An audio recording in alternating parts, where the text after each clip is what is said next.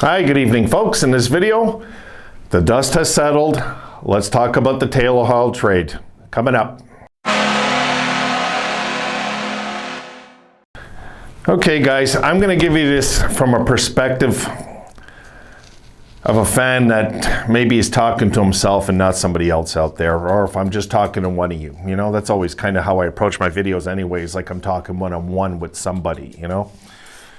And I'm going to be honest here, and what I've experienced in my lifetime with the Sabres and deals, and how sometimes there's a thing called a blessing in disguise. Now, I've always said I'm usually optimistic. I'm not pessimistic. I am.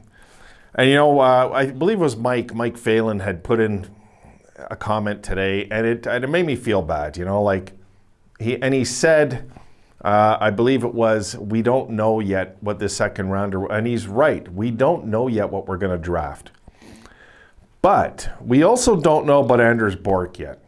We don't. And something just kept sticking in my head today with this, you know.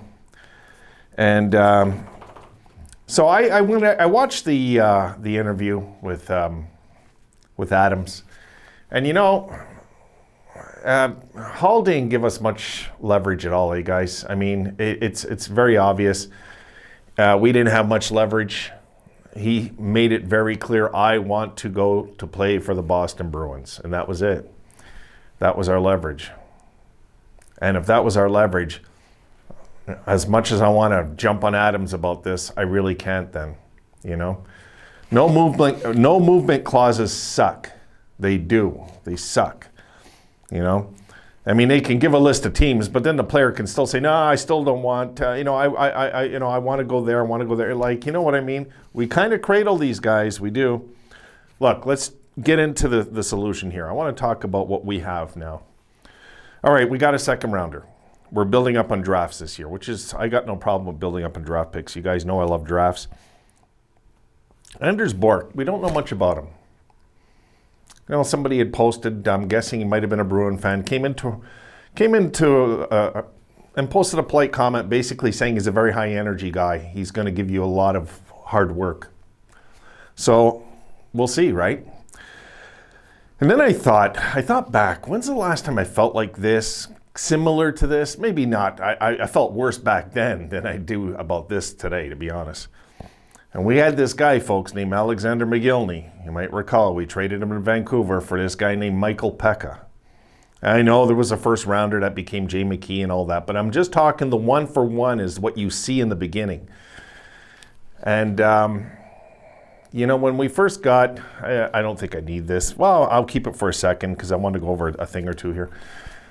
When we first got Mike Peca, I remember I just felt like the Sabres are just starting to unload now. And, you know, we're just going to unload players, it felt like, you know. I didn't realize what we got back. I did not realize what we got back till I seen this guy become our captain and lead us to the conference finals, and then eventually the next year the finals, 1998 and 1999.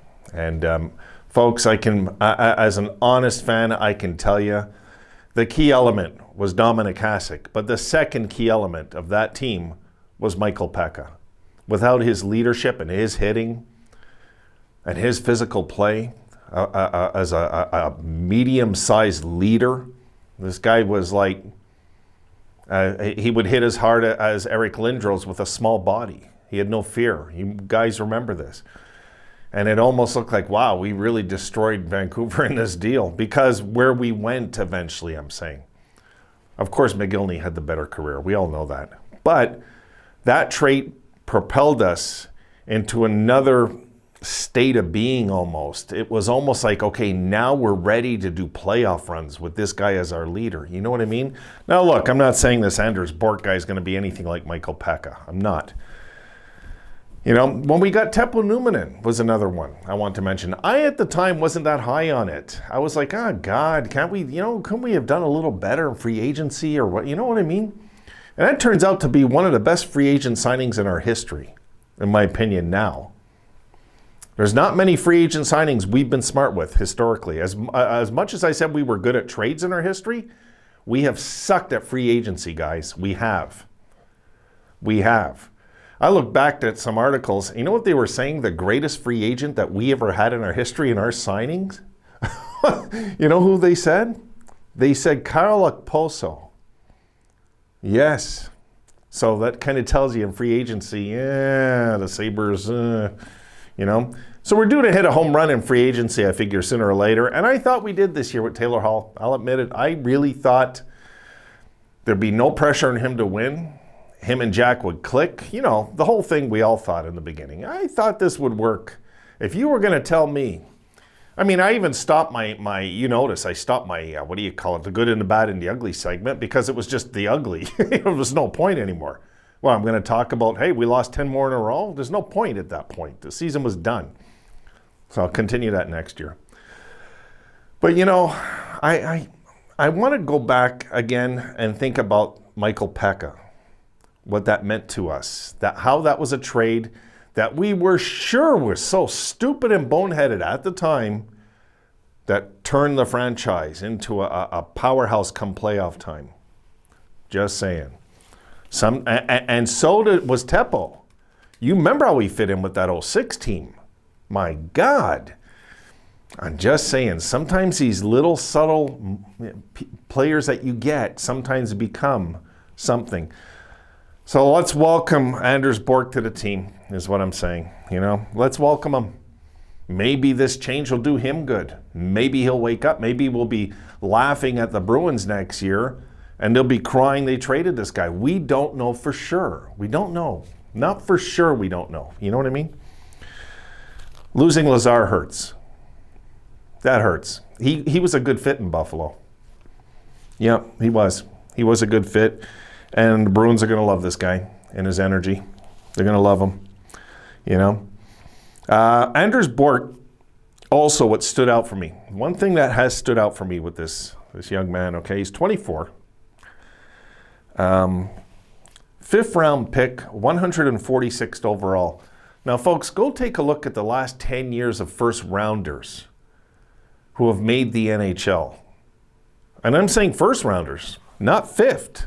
First, go look. Not many. You know what I mean? Not many. Then that's it. You wean down to second and third and fourth.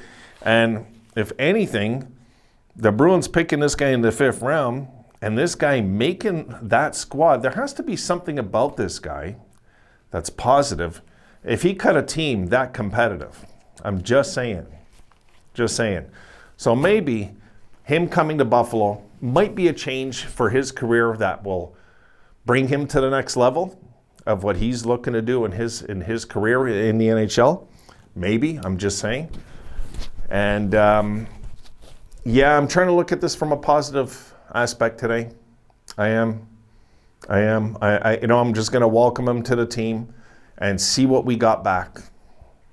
Let's see. Let's see if the last 20 games are, well, we have less than 20 games. Well, let's see from here on in the rest of the year if he impresses us. We don't know. You know, we might be the ones, and I doubt this is going to happen, but we might be the ones laughing if Taylor doesn't get a goal on Boston the rest of the year. I'm just saying. I mean, it would really be a kick in the head if he scored against us, eh? I'm guessing they're going to play next game, right? I know we live in the COVID world and it's crazy, but I mean, they can just stay where they are and he can travel separately, Taylor, and get to the, you know, like they should be able to just play against each other. So I'm interested I'm glad we're playing the Bruins right after this. I don't know how you feel, but I am. I'm happy we're playing the Bruins. Let's see. Let's see what happens. Let's see the hand we were dealt here. You know, as bad as it looks, I've learned a long time ago, especially I would say not just in hockey, just in life. Sometimes things aren't always the way they look as they appear at first, you know? And I know this appears bad. And that's why I didn't want to do a video last night. I was pissed off. I wanted more for Hall because I felt that even though we got him for free in the off season, we still could have squeezed out more. But then when I watched the interview again with Kevin Adams, you could see there was frustration in his face that basically he was handcuffed to trade him to Boston. Hull just wanted to go to Boston, guys. He didn't want to go to anywhere. He didn't want anywhere else. He had no interest really in Toronto, like I thought maybe, because Toronto's not going to offer him long term. He figures if he lucks out, does well in Boston, he's going to get a contract, on a contender. I'm just saying. That's the way he's seeing it. So, but anyway, I guess that's it. I just wanted to have a few words with you guys, my thoughts on it, and I don't have any ill feelings towards Taylor. I really don't, but I hope we put him through the boards next game if he's playing. Let's just say that's where I stand. Oh, Bork knocks him on his ass next game if they, you know what I mean? I just hope it comes to that. That's my little girl. Come here. Let's see. You say hi. So she's saying hi, and she's saying, Daddy, why are you always in front of that damn camera when you should be paying attention to me? Eh? Yeah. So that's kind of where I stand, guys. Now that the dust is settled, in a way, I'm glad it's over with.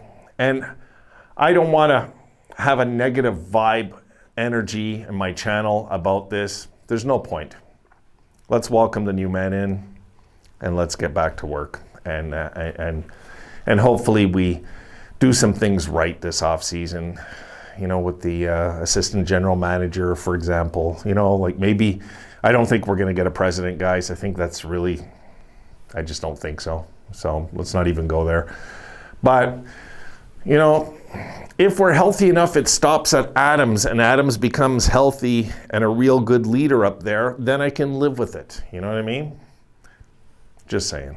That's kind of where I'm at with that. So we'll see. But I mean, he does need to get an assistant GM, which will be really good for him. Take some load off him.